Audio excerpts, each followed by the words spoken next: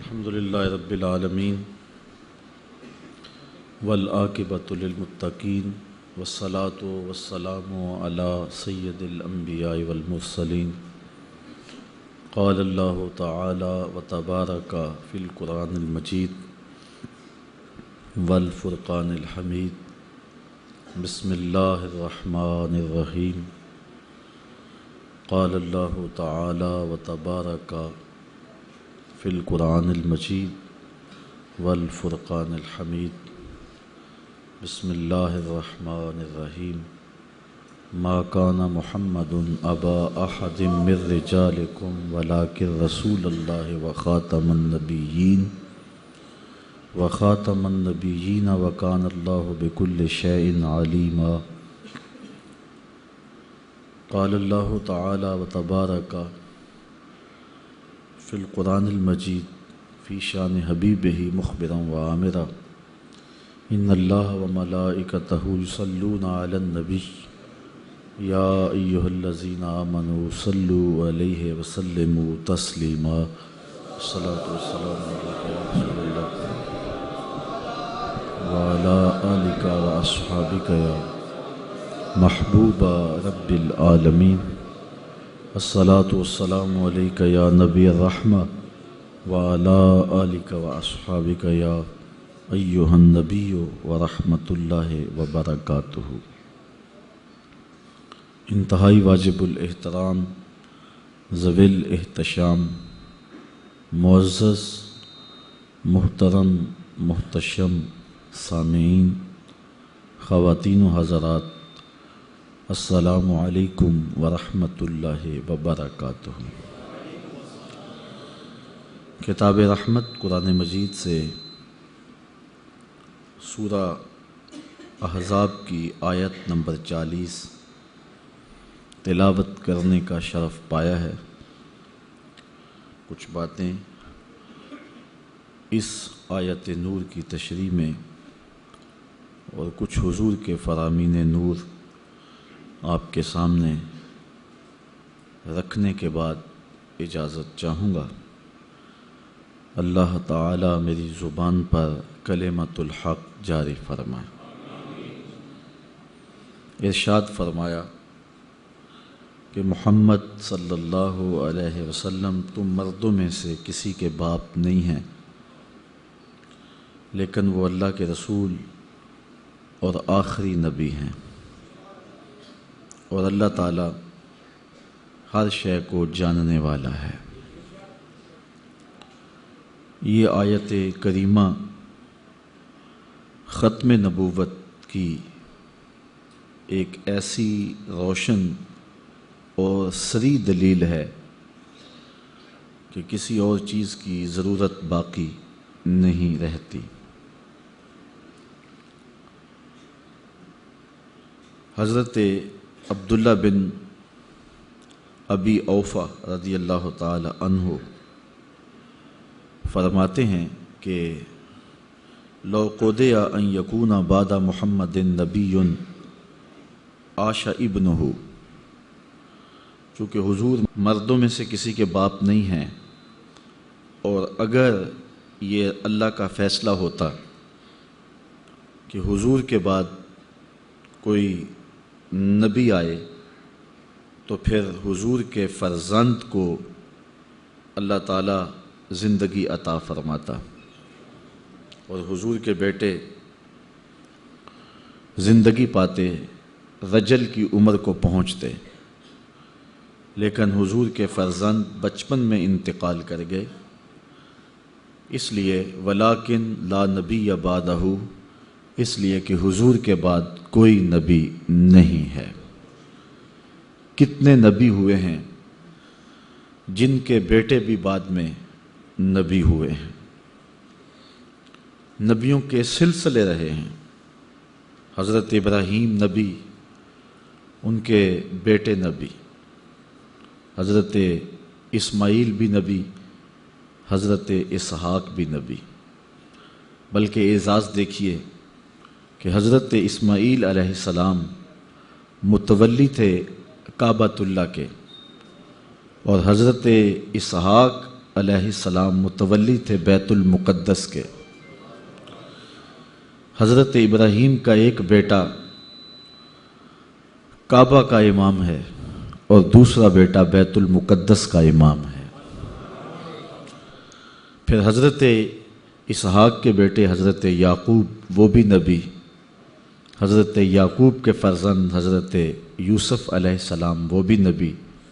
سلسلۃ الذہب ہے، سونے کی کڑیاں ہیں۔ تو نبیوں کو نبی بیٹے عطا کیے گئے۔ اگر حضور علیہ السلام کے فرزند موجود رہتے اور رجل کی عمر کو پہنچتے اور نبی نہ ہوتے تو پھر باقی نبیوں کی اولاد نبی اور حضور کی اولاد نبی نہ ہوتی تو یہ حضور کی شان کے لائق نہ ہوتا۔ اگر نبوت کا اجراء ممکن ہوتا تو حضور کے فرزند زندہ رہتے، لیکن چونکہ حضور کے بعد نبوت باقی نہیں ہے اس لیے حضور کے تینوں فرزند یکے بعد دیگرے بچپن میں ہی انتقال کر گئے۔ چونکہ حضور کے بعد کوئی نبی نہیں، اس آیت کریمہ کی تشریح میں بخاری کی یہ روایت حضرت عبداللہ ابن ابی اوفا سے مروی آپ کے سامنے رکھی۔ لو قدی ان یکون بعد محمد نبی، اگر حضور کے بعد نبوت کا سلسلہ موجود رہتا تو عاش ابنہ، حضور کے فرزند زندگی پاتے، ولیکن لا نبی بعدہ، لیکن حضور کے بعد کوئی نبی نہیں ہے۔ قرآن مجید نے ایک دوسرے مقام پر ارشاد فرمایا، سورہ المائدہ کی آیت ہے، الیوم اکملت لکم دینکم واتممت علیکم نعمتی ورضیت لکم الاسلام دینا۔ آج ہم نے تمہارا دین مکمل کر دیا اور تمہارے اوپر اپنی نعمت کا اتمام کر دیا، نعمت پوری کر دی، اور تمہارے لیے اسلام کو بطور دین پسند کر لیا۔ حجۃ الوداع کے موقع پر یہ آیت کریمہ نازل ہوتی ہے اور اتمام دین کی خوشخبری سنائی جاتی ہے۔ حضرت علامہ ابن کثیر اس آیت کریمہ کے تحت بڑا خوبصورت تبصرہ کیا ہے، ذرا آپ بھی سنیے اور لطف اٹھائیے۔ ھذہ اکبر نعم اللہ تعالی علی ھذہ الامہ، فرماتے ہیں کہ یہ نعمت اس امت پر اللہ نے انعام کی ہے، یہ سب سے بڑی نعمت ہے، بہت بڑی نعمت ہے جو اللہ نے عطا کی ہے۔ حیث اکمل تعالی لہم دینہم، کہ ان کے دین کو اللہ نے مکمل کر دیا۔ فلا یحتاجون الی دین غیرہ، تو وہ اب کسی اور دین کے محتاج نہیں رہے۔ فلا یحتاجون الی دین غیرہ، اب کسی دین کی انہیں حاجت نہیں رہی۔ ولا نبی غیر نبیہم، اور حضور کے علاوہ اب کسی اور نبی کی حاجت نہیں رہی، صلوات اللہ تعالی وسلامہ۔ ولہذا جعل اللہ خاتم الانبیاء، اس لیے کہ اللہ نے محبوب علیہ السلام کو خاتم الانبیاء بنایا۔ وبعثہ الی الانس والجن، اور جن و انس کی طرف حضور کو مبعوث فرمایا۔ اب اللہ تعالیٰ نے شریعت کا اتمام کر دیا، اور اقبال نے کتنا آفاقی شعر کہا، پس خدا بر ما شریعت ختم کرد، بر رسول ما رسالت ختم کرد۔ اللہ نے ہمارے اوپر شریعت ختم کر دی اور ہمارے رسول پہ رسالت ختم کر دی۔ حضرت سیدنا ابو بکر صدیق رضی اللہ تعالیٰ عنہ کے زمانے میں جب کچھ لوگوں نے زکوٰۃ دینے سے انکار کیا تو حضرت صدیق اکبر رضی اللہ تعالیٰ عنہ فرمانے لگے کہ میں اتنی دیر تک لڑوں گا، اگر وہ ایک رسی بھی زکوٰۃ میں دیا کرتے تھے، جب تک وہ وصول نہیں کر لیتا اتنی دیر تک میں اس سلسلے کے اندر لڑائی کروں گا اور زکوٰۃ وصول کروں گا۔ تو اس موقع پہ آپ نے ایک تاریخ ساز جملہ ارشاد فرمایا۔ حضرت ابو بکر صدیق نے فرمایا، قد انقطع الوحی وتم الدین، وحی منقطع ہو گئی، اب وحی نہیں آئے گی، اور دین مکمل ہو گیا، اَيَنْقُصُ وَأَنَا حَيٌّ، اب کوئی زکوٰۃ اور نماز میں فرق ڈالے اور دین میں نقص ڈالے تو یہ کیسے ہو سکتا ہے کہ وہ نقص ڈالے اور ابو بکر بھی زندہ ہو؟ تو حضرت ابو بکر صدیق رضی اللہ تعالیٰ عنہ نے منکرین زکوٰۃ کے خلاف جو ہے وہ جہاد کیا، اور یہ جملہ ارشاد فرمایا کہ وہی منقطع ہو گئی اور دین کی تکمیل ہو گئی۔ اللہ تعالیٰ جل شانہ نے محبوب علیہ السلام کے ساتھ ہی سلسلہ رسالت کو ختم کر دیا، اور حضور اللہ کے آخری نبی ہیں۔ اس پر امت کا اجماع ہے، کوئی دوسری رائے موجود نہیں ہے۔ حضور علیہ السلام کے کتنے فرامین ہیں جن کی تعداد سینکڑوں میں ہیں، جو ختم نبوت پہ دلیل بنتے ہیں۔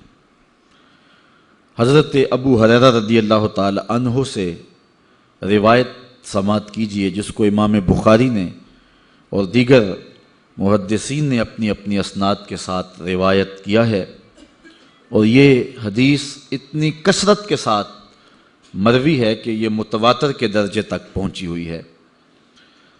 حضرت ابو ہریرہ رضی اللہ تعالی عنہ سے معروف روایت ہے، آپ نے پہلی بار مجھ سے نہیں سنی، متعدد مرتبہ یہ علماء سے سماعت کر چکے ہیں۔ حضور نے ارشاد فرمایا، ان مثلی و مثل الانبیاء من قبلی، کہ میری اور میرے سے قبل جو نبی گزرے ہیں ان کی مثال ایسے ہے کہ مثل رجل بنا بیتن، جس طرح کسی شخص نے گھر بنایا، فاحسنہ واجملہ، اس کو خوبصورت بنایا اور جمیل و حسین بنایا،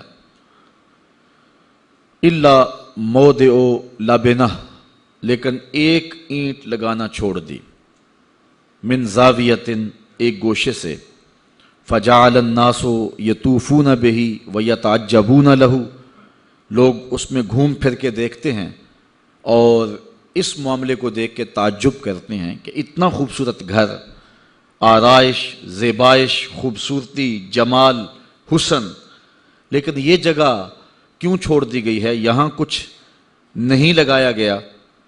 وَيَقُولُونَ، اور وہ کہتے بھی ہیں، هَلْ لَا وُضِعَتْ هَذِهِ اللَّبِنَةُ، یہ اینٹ کیوں نہیں لگائی گئی؟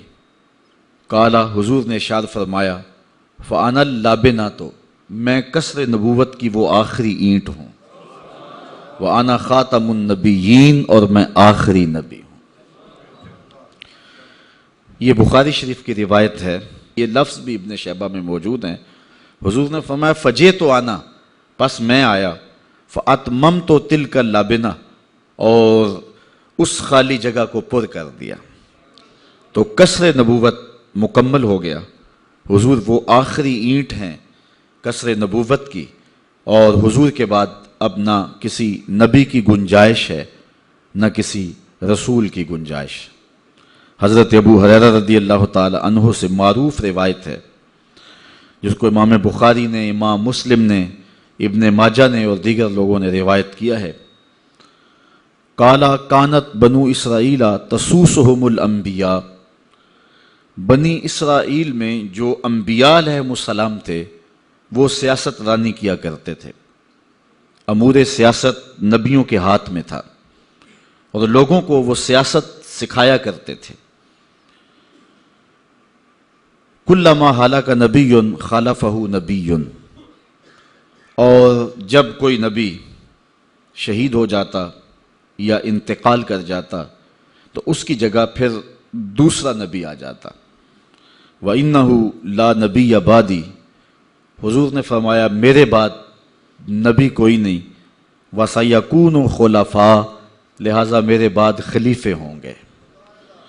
تو حضور نے پچھلے نبیوں کا جو کام تھا اس کو بیان فرمایا کہ بنی اسرائیل کی سیاست رانی وہ کیا کرتے تھے اور لوگوں کو امور سیاست بھی سکھایا کرتے تھے، اور اگر کوئی نبی اس دنیا سے رخصت ہو جاتا تو اس کی جگہ نیا نبی آتا اور وہ امور سنبھال لیتا۔ تو حضور علیہ السلام آخری نبی ہیں، اور آقا کریم علیہ السلام ان امور کو بجا لاتے رہے اور ریاست مدینہ کا قیام کیا۔ حضور کی بھرپور سیاسی زندگی ہمارے سامنے ہے، لیکن پچھلی امتوں میں ایک نبی انتقال کر جاتا تو اس کی جگہ دوسرا نبی آتا، تو حضور علیہ السلام نے فرمایا میرے انتقال کرنے کے بعد کوئی دوسرا نبی نہیں آئے گا، میرے بعد یہ کام خلفاء کریں گے۔ آگے دیکھیے، حضرت انس رضی اللہ تعالی عنہ سے ایک روایت، حضور نے ارشاد فرمایا ان الرسالۃ والنبوۃ قد انقطعت، رسالت اور نبوت اب ختم ہو گئیں، فلا رسول بعدی ولا نبی بعدی، میرے بعد کوئی رسول بھی نہیں آئے گا، میرے بعد کوئی نبی بھی نہیں آئے گا۔ حضرت جبیر بن مطعم رضی اللہ تعالی عنہ سے روایت ہے جس کو امام بخاری اور دیگر محدثین نے روایت کیا ہے، حضور نے ارشاد فرمایا انا محمد صلی اللہ علیہ وسلم وانا احمد وانا الماحی الذی یمحى به الکفر وانا الحاشر الذی یحشر الناس علی عقبی وانا العاقب والعاقب الذی لیس بعدہ نبی۔ حضور نے ارشاد فرمایا کہ میں محمد ہوں صلی اللہ علیہ وسلم، وانا احمد، میں احمد ہوں، وانا الماحی، اور میں ماہی ہوں، الذی یمحى به الکفر، ماہی وہ ہوتا ہے جس کے آنے سے کفر مٹ جاتا ہے، وانا الحاشر، اور میں حاشر ہوں، پھر حاشر کی تشریح کی، الذی یحشر الناس علی عقبی، لوگوں کا حشر میرے پیچھے پیچھے ہوگا، اور پھر ارشاد فرمایا وانا العاقب، میں عاقب ہوں، اور پھر ارشاد فرمایا والعاقب الذی لیس بعدہ نبی، عاقب وہ ہوتا ہے جس کے بعد کوئی نبی نہیں ہوتا۔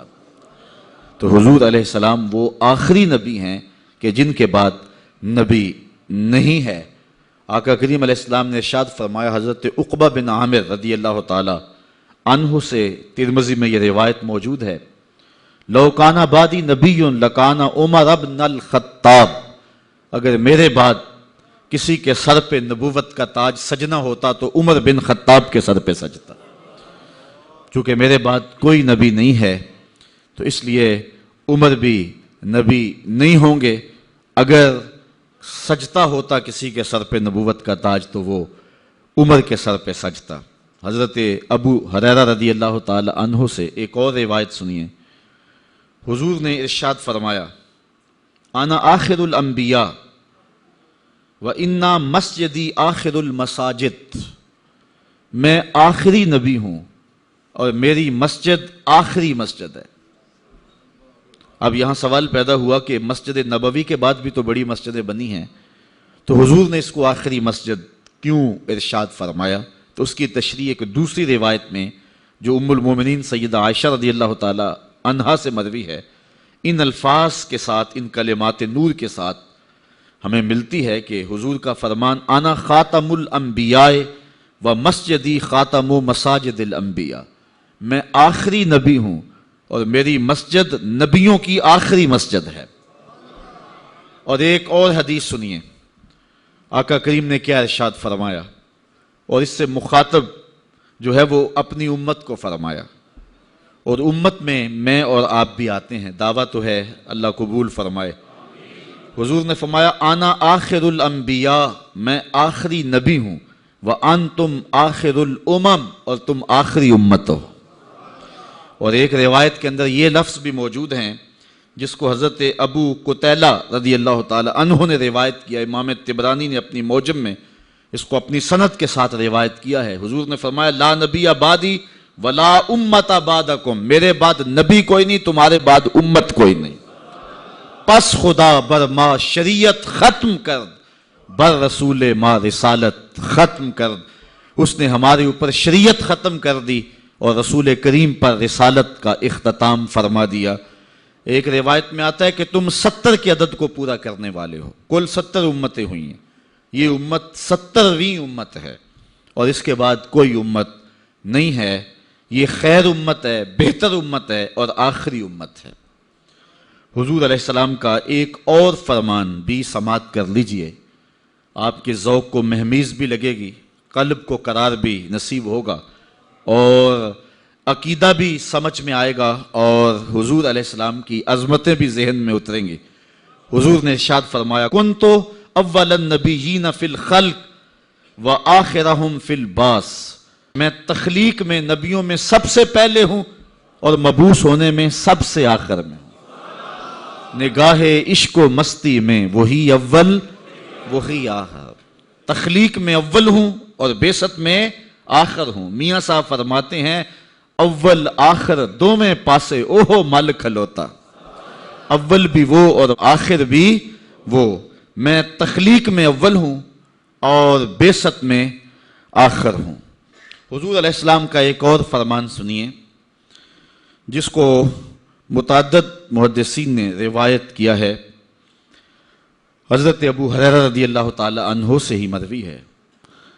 قال، حضور نے ارشاد فرمایا لا تقوم الساعۃ، قیامت قائم نہیں ہوگی، حتی یبعث دجالون کذابون قریبا من ثلاثین، جتنی دیر تک 30 کے قریب جھوٹے جھگڑالو دجال پیدا نہیں ہوں گے، کلہم یزعم انہ رسول اللہ، ہر کوئی یہ گمان کرے گا کہ میں اللہ کا رسول ہوں۔ وفی روایت ہی عن ثوبان، اور ترمذی کی ایک روایت میں انہی الفاظ کے ساتھ یہ الفاظ بھی موجود ہیں کہ حضور نے پھر یہ بھی ارشاد فرمایا وَأَنَا خَاتَمُ النَّبِيِّينَ لَا نَبِيَّ بَعْدِي، میں آخری نبی ہوں، میرے بعد کوئی نبی نہیں ہوگا۔ 30 کے قریب کذاب جھوٹے اور دجال پیدا ہوں گے، ان میں سے ہر کوئی یہ گمان کرے گا کہ میں اللہ کا رسول ہوں۔ حضور نے فرمایا کہ جھوٹ بول رہے ہوں گے، میں اللہ کا آخری رسول ہوں اور میرے بعد کوئی رسول نہیں ہوگا۔ انسان کی عقل اور فہم اور ادراک کو اگر دعوت دی جائے ان احادیث اور آیات کی روشنی کے اندر، تو انسان کا فہم و عقل بھی اس بات کا فیصلہ کرتا ہے کہ حضور کے بعد نبوت ممکن ہی نہیں ہے، اس لیے کہ اتمام دین ہو گیا اور آقا کریم تمام جہانوں کے لیے رحمت بن کر آئے ہیں۔ اس لیے حضور کے بعد کسی نبی کی، کسی رسول کی، کسی پیغمبر کی ضرورت نہیں ہے۔ میں ایک سادی سی بات کرنا چاہوں گا اور آپ کی مجھے بھرپور توجہ چاہیے ہوگی۔ 104 کتابیں اور صحیفے نازل ہوئے، تورات، زبور، انجیل اور قرآن مجید، صحف ابراہیم، صحف موسیٰ، 100 صحیفے اور 4 کتابیں، ٹوٹل 104 تعداد بنتی ہے اللہ کی طرف سے منزل کتابوں اور صحیفوں کی۔ کسی کتاب کی حفاظت اللہ نے اپنے ذمہ کرم پہ نہیں لی۔ اگر اللہ نے کسی کتاب کو اپنی حفاظت میں لیا ہوتا تو آج اپنی اصلی صورت میں ہمارے پاس موجود ہوتی، لیکن کسی کتاب کو اللہ نے اپنی حفاظت میں نہیں لیا۔ لوگوں نے کتابوں میں تحریف کر لی، اپنی طرف سے چیزیں شامل کر دیں، بہت ساری آیات کو نکال کے باہر کر دیا۔ اللہ قادر ہے، چاہتا تو ان کتابوں کی حفاظت کرتا، لیکن اللہ نے ان کتابوں کی حفاظت نہیں فرمائی۔ قرآن مجید کی حفاظت اپنے ذمہ کرم پہ لی، اس کی کوئی زیر اور زبر بھی نہیں بدل سکتا۔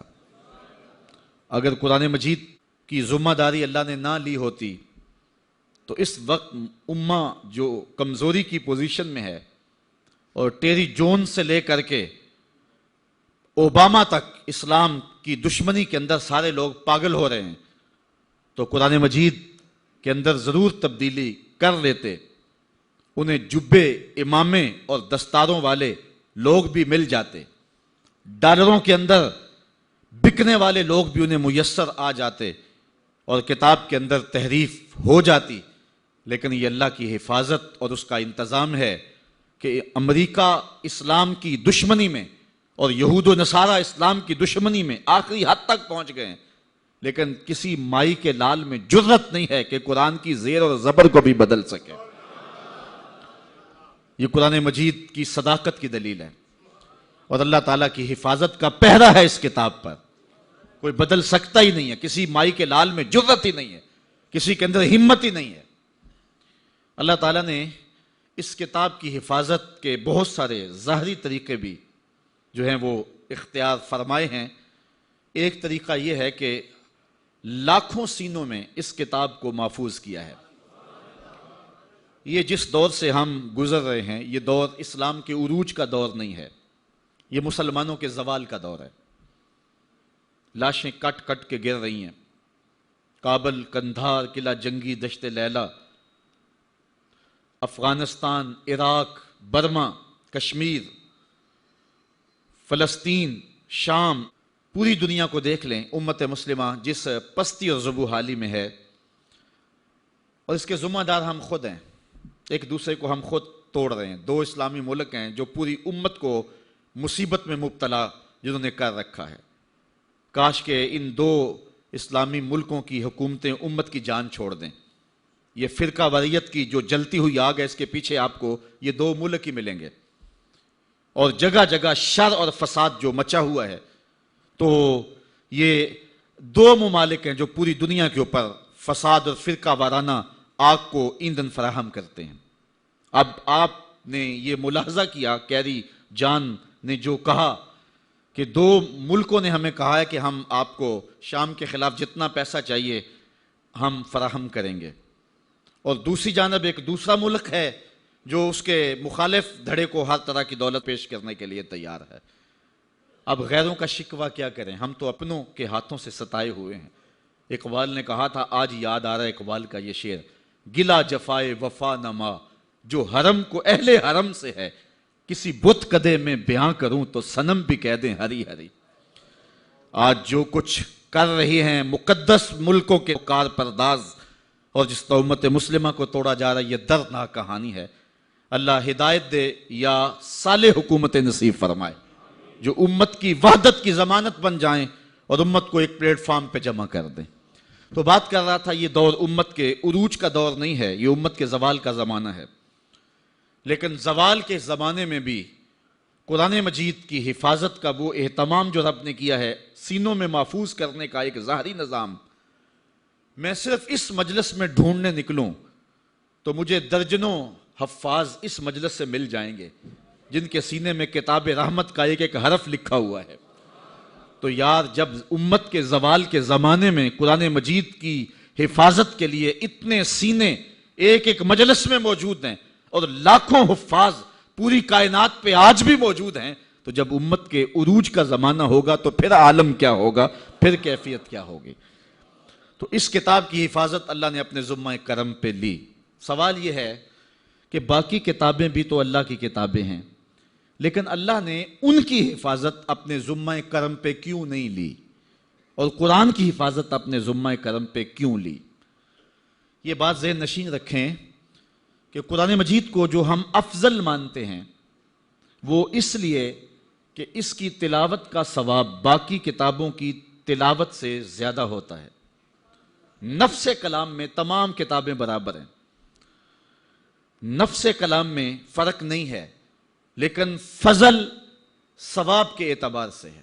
تمام کلام اللہ کا ہے، جس کتاب میں بھی ہو تو وہ برابر ہے، لیکن قرآن مجید کی فضیلت ثواب کی کثرت کی وجہ سے، قرآن مجید کی بعض صورتیں بعض صورتوں سے افضل ہیں، تو وہ بھی اس مفہوم میں ہیں کہ ان کی تلاوت کا ثواب زیادہ ہے۔ سورہ یاسین قرآن مجید کا دل ہے، اس کی تلاوت کرنے سے 10 مرتبہ قرآن مجید پڑھنے کا ثواب ملتا ہے۔ فضل و شرف کی مالک ہے یہ سورت، تو فضل و شرف ثواب کی کثرت و قلت کی وجہ سے ہے۔ تو ساری کتابیں اللہ کی، منزل من اللہ کلام اس کا، لیکن باقی کتابوں کی حفاظت اپنے ذمہ کرم پہ اس نے نہیں لی، قرآن کی حفاظت اپنے ذمہ کرم پہ لی۔ وجہ کیا ہے؟ اس کا جواب ہی ختم نبوت کی دلیل ہے۔ دوسری بات، جتنے بھی پیغمبر آئے ہیں، جتنے بھی رسول آئے ہیں، سب اللہ کے سچے رسول تھے۔ اللہ نے ان کی حفاظت اپنے ذمہ کرم پہ نہیں لی۔ لوگوں نے نبیوں کو شہید کر دیا، بنی اسرائیل نے 70 نبیوں کو شہید کیا۔ اللہ کے پیغمبر حضرت زکریا کے سر پہ آرا رکھ کے پاؤں تک چیر دیا گیا، اذیتوں سے دو چار ہوئے، شہید کر دیے گئے۔ لیکن حضور علیہ السلام کو میرے رب نے کہا، واللہ یعصمک من الناس، محبوب فکر نہیں کرنا، تیری حفاظت ہمارے ذمہ کرم پہ ہے۔ حضور خیمے میں تھے، باہر صحابی تلوار لے کے پہرا دے رہے تھے۔ جب یہ آیت کریمہ اتری، حضور نے خیمے کا پردہ سرکایا اور پہرے دینے والوں کو کہا چلے جاؤ، میری حفاظت اللہ نے اپنے ذمے لے لی ہے۔ پہرا دینے والوں کو کہا چلے جاؤ، میری حفاظت اللہ نے اپنے ذمہ کرم پہ لے لی ہے۔ تو حضور کی حفاظت اللہ نے اپنے ذمہ کرم پہ لی، باقی نبیوں کی حفاظت اپنے ذمہ کرم پہ نہیں لی۔ باقی نبی بھی تو اللہ کے نبی تھے، تو ان کی حفاظت اپنے ذمہ کرم پہ نہیں لی اور حضور کی حفاظت اپنے ذمہ کرم پہ لی۔ وجہ کیا ہے؟ اس کا جواب بھی ختم نبوت کی دلیل ہے۔ سادہ سا جواب ان دو باتوں کا، اگر پچھلی کتابوں میں تحریف ہو جاتی ہے کوئی بات نہیں، نئی کتاب آنے والی ہے۔ اگر کسی نبی کو شہید کر دیا جاتا ہے کوئی بات نہیں، اس کی جگہ نیا نبی آنے والا ہے۔ تو حضور علیہ السلام کے بعد نبی کوئی نہیں، قرآن کے بعد کتاب کوئی نہیں۔ اگر قرآن میں بھی تحریف ہو جائے تو قیامت تک آنے والے انسان روشنی کہاں سے تلاش کریں گے؟ اور اگر حضور کو بھی شہید کر دیا جاتا تو اتمام دین کون کرتا؟ اس لیے قرآن کی حفاظت بھی اللہ نے اپنے ذمہ کرم پہ لی اور صاحب قرآن کی حفاظت بھی اپنے ذمہ کرم پہ لی۔ یہ تو بات طے ہے کہ حضور کے بعد کوئی نبی نہیں ہے، کوئی رسول نہیں ہے۔ اور اگر کوئی کہے کہ میں ہوں تو وہ ایسے ہی ہے کہ جس طرح کسی نے کہا کہ وضو کے بغیر نماز نہیں ہوتی، تو ایک شخص اٹھ کے کھڑا ہو گیا، مولوی صاحب آپ غلط کہہ رہے ہیں، ہوتی کیوں نہیں؟ میں نے کئی بار پڑھی ہے۔ حقیقت یہ ہے کہ حضور کے بعد کوئی نبی نہیں، اور اگر کوئی شخص اعلان نبوت کرے تو وہ کذاب ہوگا، وہ جھوٹا ہوگا اور وہ دجال ہوگا۔ اور مخبر صادق نبی رحمت صلی اللہ علیہ وسلم نے اس کی خبر دے دی کہ میرے بعد 30 کے قریب دجال اور کذاب آئیں گے، اور ہر ایک گمان کرے گا کہ میں اللہ کا رسول ہوں۔ حضور فرمایا میں اللہ کا آخری رسول ہوں اور میرے بعد کوئی نبی نہیں ہے، آخری نبی ہوں، میرے بعد کوئی نبی نہیں ہے۔ حضور علیہ السلام کی حیات طیبہ کے اندر ہی مسیلمہ کذاب، اسود انسی اور سجا نامی بنو تمیم کی ایک خاتون تھی جس نے نبوت کا اعلان کر دیا۔ اسود انسی کو تو حضور علیہ السلام کے زمانے میں ہی قتل کر دیا گیا، اور مسیلمہ کذاب کو دور صدیقی میں حضرت خالد بن ولید رضی اللہ تعالی عنہ کی قیادت میں حضرت صدیق اکبر نے 10,000 صحابہ کو بھیجا کہ اس ظالم کا سر کاٹ کے آؤ، اور پھر مسلمانوں نے یمامہ کے مقام پہ جنگ یمامہ لڑی۔ 10,000 صحابہ جس میں حافظ تھے، قاری تھے، مفتی تھے، عزت والے صحابہ ختم نبوت کا پہرا دینے کے لیے نکلے، اور ناموس رسالت اور ختم نبوت کے لیے یہ پہلی جنگ تھی جو باقاعدہ ہوئی۔ اور یہ بھی آپ کو بتاؤں کہ حضور کی حیات طیبہ میں کل 27 جنگیں لڑی گئیں۔ 27 جنگوں کے اندر اتنے مسلمان شہید نہیں ہوئے جتنے صرف جنگ یمامہ میں شہید ہوئے۔ 1200 مسلمان شہید ہو گئے، جن میں قاری بھی تھے، مفتی بھی تھے، عالم بھی تھے، حافظ قرآن بھی تھے۔ 1200 صحابہ نے ختم نبوت کے لیے اپنی جان کے نذرانے پیش کیے۔ اچھا انہوں نے یہ کیا کہ مسلمان اللہ اکبر کا نعرہ لگاتے تو وہ بھی آگے سے اللہ اکبر کا نعرہ لگاتے۔ البدایہ والنہایہ کے اندر ہے کہ حضرت خالد بن ولید نے حضرت صدیق اکبر کو کہا کہ اب کیا کریں، دوست اور دشمن کی پہچان ہی نہیں ہوتی، وہ بھی اللہ اکبر کا نعرہ لگائیں، ہم بھی اللہ اکبر کا نعرہ لگائیں، کیسے پتہ چلے دشمن کون ہے اور دوست کون ہے؟ تو حضرت صدیق اکبر نے جو پیغام بھیجا حضرت خالد بن ولید کو وہ سنیے، اور اگر ذوق آئے تو نعرہ محبت سے لگانا۔ حضرت صدیق اکبر نے حضرت خالد بن ولید کو لکھا کہ وہ جب اللہ اکبر کا نعرہ لگائیں تم یا محمد کے نعرے لگاؤ۔ وَقَانَ شِعَارُ الْمُسْلِمِينَ يَوْمَئِذٍ يَا مُحَمَّدَا ہو، اس دن مسلمانوں کی پہچان ہی رسالت کا نعرہ تھا۔ نعرہ تکبیر، نعرہ رسالت، یہ نعرہ پہچان بن گیا مسلمانوں کی۔ اچھا پھر جنگ جب جوبن پہ آئی نا تو ایک تلوار لگی ایک صحابی کی پنڈلی پہ، تو پاؤں کٹ کے گر گیا، پنڈلی کا گودا بہ گیا اور خون بہ رہا ہے۔ وہ صحابی گھبرایا نہیں ہے، ختم نبوت کا جان نثار تھا، اس نے کٹا ہوا پاؤں اٹھایا اور اٹھا کے ہی کافر کے منہ پہ مارا. اتنی دہشت پیدا ہوئی کہ وہ موقع پہ ہی ڈھیر ہو گیا. یہ ختم نبوت کے جانثاروں کی کرشمہ سازیاں تھیں. طلحہ بن خویلد نے نبوت کا دعویٰ کیا، بعد میں تائب ہوا. اس طرح حارث نامی ایک شخص تھا جس نے نبوت کا عبد الملک کے زمانے کے اندر دعویٰ کیا اور قتل کر دیا گیا. مختار ثقفی نے نبوت کا دعویٰ کیا اور قتل کر دیا گیا. بہت سارے لوگ مختلف زمانوں کے اندر نبوت کے دعوے کرتے رہے اور اپنے انجام بد کو پہنچتے رہے اور ان کو ان کے ماننے والے متبعین نہ مل سکے. لیکن دو شخص ایسے ہیں جنہوں نے نبوت کا دعویٰ بھی کیا اور کچھ بے وقوف ان کے پیچھے لگ بھی گئے. ایک ایران کا بہاؤاللہ ہے اور ایک پنجاب کا مسلمہ مرزا قادیانی ہے. ان دونوں کے پیچھے کچھ بے وقوف اور احمق ان کے پیچھے لگ گئے اور ان کی جھوٹی نبوت کو پانی دینے لگے اور ان کے نام کے نعرے لگانے لگے. بہاؤاللہ کے ماننے والے بہائی موجود ہیں بر صغیر پاک و ہند میں، پاکستان میں بھی اور دیگر ممالک میں بھی. اور سب سے بڑا فتنہ جو پیدا ہوا وہ قادیان کا دجال مرزا قادیانی. پہلے تو اس نے یہ کہا کہ حضور علیہ السلام کے بعد نبوت کا اجرا ممکن نہیں ہے، اور اپنی ایک کتاب حمامۃ البشریٰ کے اندر اس نے کہا رب رحیم شان والے نے ہمارے نبی کا نام خاتم الانبیاء بغیر کسی استثناء کے رکھا ہے، اور ہمارے نبی نے لا نبی بعدی کے بیان سے اس کی تشریح کر دی ہے جو طالب علموں کے لیے بالکل واضح ہے. یہ اس نے اپنی کتاب حمامۃ البشریٰ کے اندر لکھا. اس وقت تک اس کا پروگرام نہیں تھا کہ میں نے نبوت کا دعویٰ کرنا ہے.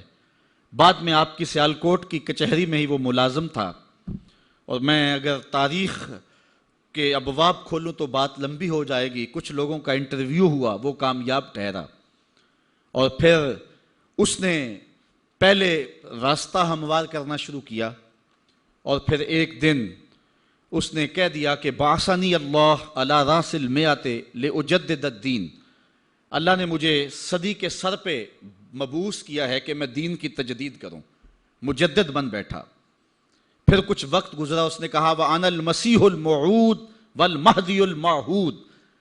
میں مسیح موعود ہوں اور مہدی موعود ہوں. یہ حقیقت الوحی کے اندر اس نے لکھا، روحانی خزائن کے اندر موجود ہے. پھر ایک دن بدبخت نے کہا کہ منم مسیح زماں و منم کلیم خدا، منم محمد و احمد کے مجتبی باشد، استغفر اللہ لعنت اللہ علی الکاذبین. اس نے کہا میں ہی مسیح زماں ہوں، میں ہی کلیم خدا ہوں، اور معاذ اللہ استغفر اللہ میں ہی محمد ہوں، میں ہی احمد ہوں کہ جو مجتبی تھے. اور پھر بدبخت آگے بڑھا اور اس نے انبیاء کی توہین کی، ذات باری کی توحید کی، اور کہا بایعنی ربی، میرے رب نے میری بیعت کی ہے. معاذ اللہ استغفر اللہ. یہ روحانی خزائن کے صفحہ نمبر 227 پہ اس نے لکھا. اور پھر کہنے لگا میرے رب نے مجھے وحی کی ہے، انت منی بمنزلت اولادی، آپ میرے لیے میری اولاد کی جگہ ہیں. استغفر اللہ علی ذالک. پھر اس نے کہا ابن مریم کے ذکر کو چھوڑو، اس سے بہتر غلام احمد ہے. استغفر اللہ. پھر اس نے لفظ گھڑنے شروع کر دیے اور اللہ کی وحی اس کو قرار دینا شروع کر دیا. کہا کہ مجھے وحی آئی ہے انا انزلناہ قریبا من قادیان، ہم نے آپ کو قادیان کے قریب نازل کیا ہے. اور بلکہ وہ اپنی ایک کتاب نزول مسیح میں لکھتا ہے بعض الہامات ایسی زبانوں میں ہوتے ہیں جن سے کبھی مجھے واقفیت ہی نہیں ہے. مثلا سنسکرت میں، عبرانی زبان میں آج تک ایسا نہیں ہوا کہ کسی نبی کو اس زبان میں وحی کی جائے کہ جو زبان وہ جانتا نہ ہو. لیکن یہ پہلا بدبخت شخص ہے جس نے یہ بات کہی اور نبوت کا دعویٰ کیا کہ مجھے ان زبانوں کے اندر وحی کی جاتی ہے جن زبانوں کو میں بھی نہیں سمجھتا ہوں. اب اس سے اس شخص کی حماقت اور اس کی بے وقوفی کا آپ اندازہ کر سکتے ہیں. میرے پاس اتنا وقت نہیں ہے کہ اس کے حفوات اور اس کی بکواسات کو آپ کے سامنے رکھوں، لیکن جو اس نے وحی کے نام سے لوگوں تک پہنچایا وہ گالیاں تھیں، وہ لغویات تھے، وہ الوہیت کی توہین پر مشتمل باتیں تھیں، انبیاء کی توہین تھی. صحابہ اور اہل بیت کی توہین تھی اور تضادات پر مشتمل باتیں تھیں، اور کیوں نہ ہو کہ یہ شخص ازلی بدبخت تھا، اور پھر اس نے یہاں تک کہا کہ جو میری بات کو نہیں مانتے اور مجھے تسلیم نہیں کرتے وہ جنگلوں کے سور اور کنجریوں کی اولاد ہیں، استغفر اللہ علی ذالک۔ اور مسلمانوں کو اپنی حمایت اور اپنی اطاعت کے لیے اس نے ابھارا۔ جو زر پرست لوگ تھے وہ اس کے پیچھے لگ گئے، چونکہ جن کے مفادات اور مرزا قادیانی کے مفادات سانجے تھے تو انہوں نے اس کے پیچھے لگنا ہی تھا، چونکہ مرزا قادیانی جو ہے یہ انگریز کا لگایا ہوا پودا ہے۔ خود وہ لکھتا ہے، ستارہ کیسریہ اور گورنمنٹ انگریزی اور جہاد کے نام سے اس نے کتابیں انگریز حکومت کی حمایت میں لکھیں، اور تریاق القلوب نامی ایک کتاب میں لکھتا ہے کہ میری زندگی کا بیشتر حصہ سلطنت انگریزی کی تائید و حمایت میں گزرا۔ میں نے ممانعت جہاد اور انگریزی اطاعت کے بارے میں اتنی کتابیں لکھیں کہ اگر ان رسائل، ان جرائد اور ان اشتہارات کو جمع کیا جائے تو 50 الماریاں ان سے بھر سکتی ہیں۔ اس کا والد میر غلام مرتضیٰ، اس کے بارے میں مرزا قادیانی نے خود لکھا ہے کہ 1857 کی جنگ آزادی تھی، اس جنگ آزادی کے اندر انگریزوں کا حامی تھا، اور 50 گھوڑے اور سوار انگریزوں کی حمایت میں اس نے دیے تھے، جبکہ اہل علم اور مسلمان ان کو اس جنگ کے اندر کاٹا گیا تھا اور ان کو شہید کیا گیا تھا۔ اس کے صلے کے اندر انگریز کے گورنر کے دربار کے اندر میر مرتضیٰ کو کرسی ملا کرتی تھی جو اس کے اعزاز میں دی جاتی۔ مرزا قادیانی خود کہتا ہے اسلام کے 2 حصے ہیں، ایک اللہ کی اطاعت اور دوسری سلطنت کی اطاعت۔ اور پھر تریاق قلوب کے اندر آگے جا کے لکھتا ہے کہ سلطنت کی اطاعت جس نے ہمیں اپنے سایہ میں پناہ دی، اور کہتا ہے یہ امن جو اس سلطنت کے زیر سایہ ہمیں حاصل ہے، نہ یہ امن مکہ میں مل سکتا ہے نہ مدینہ میں مل سکتا ہے۔ ظاہر ہے مکہ کے اندر کافر کو امن نہیں ملتا، مکہ کے اندر مصطفیٰ کے غلاموں کو ہی امن ملتا ہے۔ پھر اس نے جب انگریز کے چھوٹے کارندے جن صاحب کو پتہ بھی نہیں تھا کہ یہ ہمارا ہی لگایا ہوا پودا ہے، تو کبھی کسی معاملے کے اندر حمایت نہیں کی، تو یہ چیخا اور اپنے آقا کو ایک درخواست لکھی۔ وہ درخواست بہت لمبی ہے، میں اس کے ایک آدھے اقتباس پر اکتفا کروں گا۔ التماس ہے، اس کے بعد بہت ساری باتیں اس نے لکھی، اور ایک بات لکھی کہ وہ قدیم سے سرکار انگریزی کے پکے خیر خواہ اور خدمت گزار ہیں، اس خود کاشتہ پودے کی نسبت نہایت حزم و احتیاط اور تحقیق و توجہ سے کام لے اور ماتحتوں کو ارشاد فرمائے کہ مجھے اور میری جماعت کو ایک خاص عنایت اور مہربانی کی نظر سے دیکھیں۔ پھر انہوں نے مہربانی کی نظر سے دیکھا اور آج تک دیکھ رہے ہیں، اور برطانیہ میں انہیں پناہ دے رکھی ہے، اور مسلمانوں کے اندر رخنہ اندازی کے لیے ان لوگوں کو انہوں نے استعمال کیا، اور آج تک وہ ان کو بے پناہ پیسے سرمایہ دے رہے ہیں تاکہ امت کے اندر افتراق پیدا کرو۔ مختلف ویب سائٹس پر اسلام کے نام پر مرزائی آج بھی سرگرم عمل ہیں۔ اللہ تعالیٰ جل شانہ نے ہمارے علماء کو یہ توفیق نصیب فرمائی کہ وہ پوری قوت کے ساتھ ان کے مقابلے کے اندر نکلے۔ پیر سیدنا مہر علی شاہ رحمۃ اللہ تعالیٰ آپ حرمین طیبین حاضر ہوئے تو حضور علیہ السلام کی خواب میں زیارت نصیب ہوئی، اور آقا کریم نے فرمایا مہر علی تم یہاں آئے ہو، قادیان کا دجال تعویلات فاسدہ کی کینچی سے میری شریعت کو کاٹ رہا ہے۔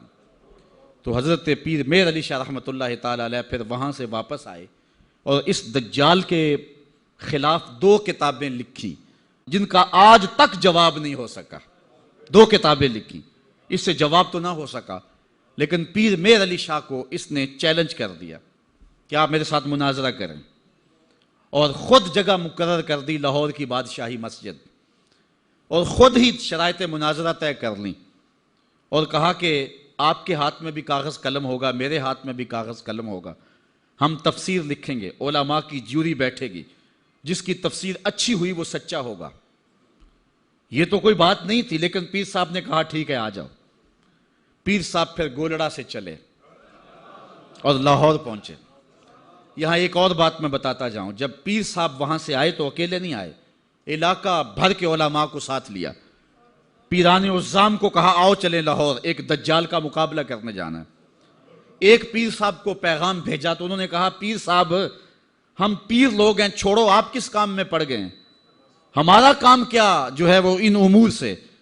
تو پیر صاحب نے جو جواب بھیجا وہ تاریخ کے ریکارڈ پہ ہے، فرمانے لگے پیر صاحب یہ پیری نہ ہوئی، یہ بغیرتی ہوئی، ختم نبوت پہ ڈاکہ پڑ رہا ہو اور ہم پیری کی بکل مار کے بیٹھے رہیں۔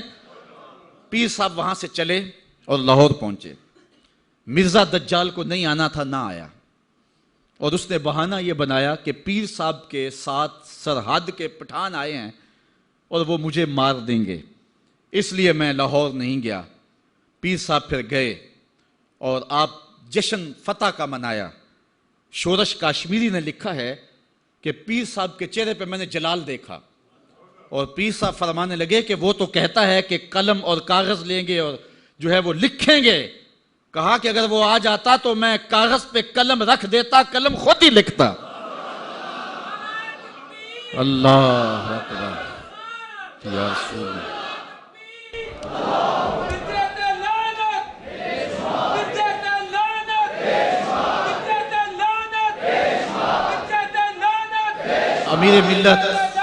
امیر ملت پیر سید جماعت علی شاہ رحمۃ اللہ تعالی علیہ، آپ نے فرمایا ان قریب ذلیل ہو کے مرے گا۔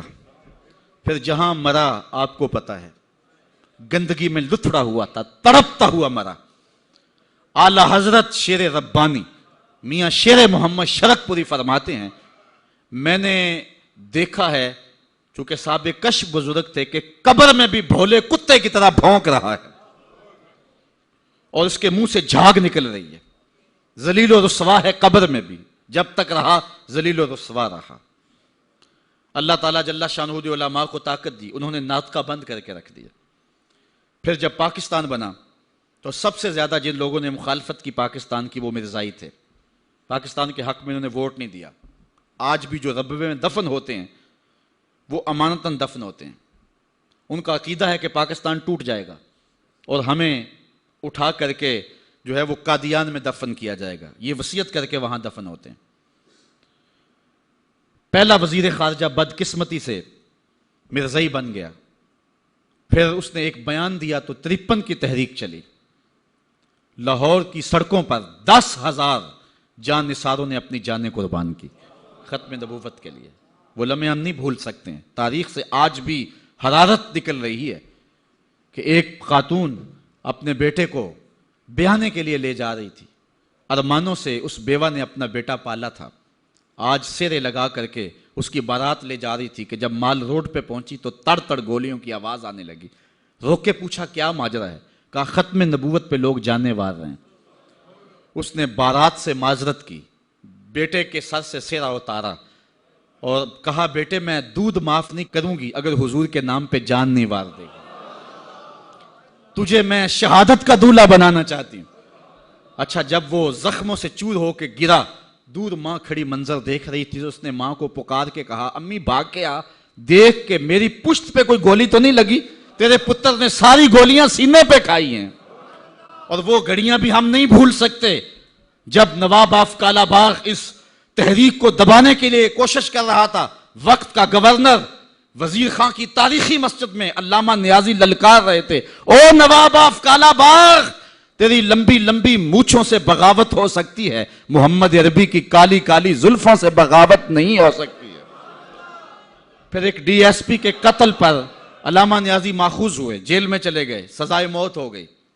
پیرزادہ اقبال احمد فاروقی نے لکھا ہے کہ ہم نو عمر تھے، علامہ نیازی سے ملنے گئے تو جس شخص کو سزائے موت ہوئی ہے اور حضور کے نام پہ ہوئی ہے، جب اچانک اس کے چہرے کو دیکھا تو ہمارے اوپر ایک وحشت طاری ہوگی، دہشت طاری ہوگی، ہم رونے لگے۔ نیازی صاحب نے جو قمیض پہنی تھی وہ جیلیوں والا لباس، چونکہ قادآور تھے تو پیٹ ننگا ہو رہا تھا، تو نیازی صاحب ہمارے قریب آئے تو ہمارے سر پہ شفقت کا ہاتھ رکھا اور ہمیں تسلی دینے لگے۔ اللہ ہوتا یہ ہے کہ جب کوئی جیل میں پہنچ جائے اور اسے سزا موت ہو جائے تو اس کا خون گھٹ جاتا ہے، لیکن تاریخ کا ریکارڈ ہے کہ علامہ نیازی کا خون بڑھ گیا تھا۔ جس دھج سے کوئی مقتل میں گیا وہ شان سلامت رہتی ہے، اس جان کی کچھ پرواہ ہی نہیں، یہ جان تو آنی جانی ہے۔ تو جب کہتے ہیں ہم لرز گئے تو نیازی صاحب نے ہمارے سر پہ ہاتھ رکھ کے مسکرا کے کہا، او بیٹو ان کا لباس مجھے پورا نہیں آتا، پھانسی کا پھندا کیسے پورا آئے گا؟ اور پھر زمانے نے دیکھا کہ باعزت اور باوقار علامہ نیازی جو ہیں وہ باہر تشریف لائے۔ سلسلہ چلتا رہا۔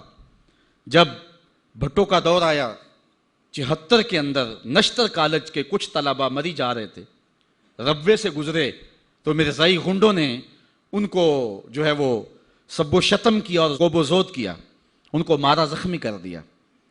تو تحریک پھر دوسری بار جو ہے وہ مرزائیت کے خلاف اٹھ کھڑی ہوئی، جو کراچی سے خیبر تک پورے بانکپن کے ساتھ چلی۔ اللہ تعالیٰ رحمت نازل کرے علامہ نورانی کی قبر پہ۔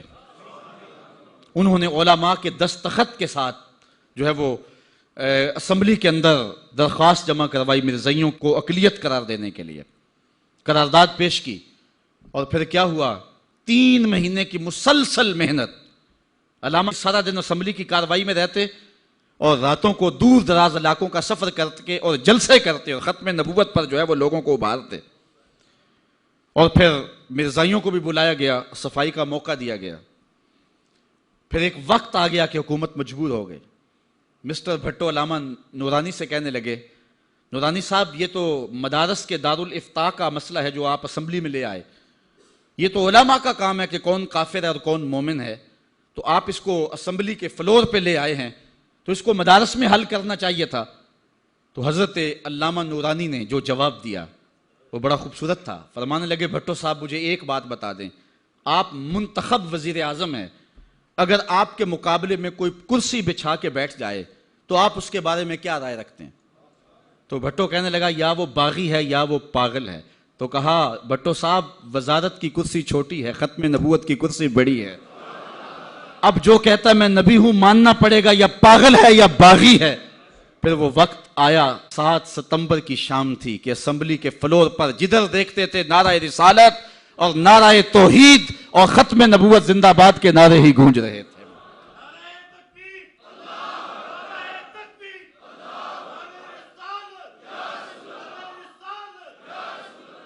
علماء کہتے ہیں کہ جو شخص حضور کی ذاتی خدمت کرنا چاہتا ہے وہ ختم نبوت پہ کام کرے، اور جو شخص ختم نبوت پہ کام کرتا ہے، اعلی حضرت پیر میر علی شاہ صاحب فرماتے ہیں اس کی پشت پہ حضور کا ہاتھ ہوتا ہے۔ اللہ اکبر، یہ اللہ توفیق نصیب فرمائے جس کو یہ چھوٹی سعادت نہیں ہے۔ آج مرزائی جس رنگ اور روپ کے اندر کام کر رہے ہیں، ان کا ہر مقام پہ راستہ روکنا ہمارا فرض ہے اور حضور کے ساتھ وفا کا تقاضا ہے۔ یہ جو پل پلا پن ہے یار، وہ بھی انسان ہے، اور ان کو کیوں جو ہے وہ مطعون کیا جاتا ہے؟ مرزا قادیانی کے اس لفظ کو سن لیں، اس نے کہا جو مجھے نہیں مانتے وہ کنجریوں کی اولاد ہے اور وہ جنگلوں کے سور ہیں۔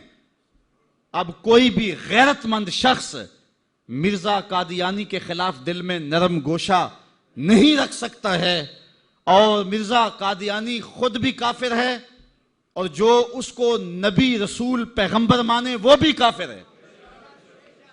جب مرزائیوں کو کافر قرار دیا گیا تو جو لاہوری مرزائی تھے انہوں نے کہا، جی ہم تو اس کو نبی نہیں مانتے۔ مرزا صدر الدین وہ بھی اسمبلی میں آیا، اس نے کہا ہم تو اس کو ملہم مانتے ہیں، اس کو مجدد مانتے ہیں، اس کو ہم روحانی پیشوا مانتے ہیں، نبی نہیں مانتے، اس لیے ہم مومن رہنے چاہیے، ہم کافر نہیں ہونے چاہیے۔ تو مسلمانوں نے کہا تم تو اسے ملہم، اسے مقتدا اور امام اور مرشد مانتے ہو، جو شخص کو مسلمان مانے وہ بھی کافر ہے کیونکہ اس نے دعوی نبوت کیا ہے۔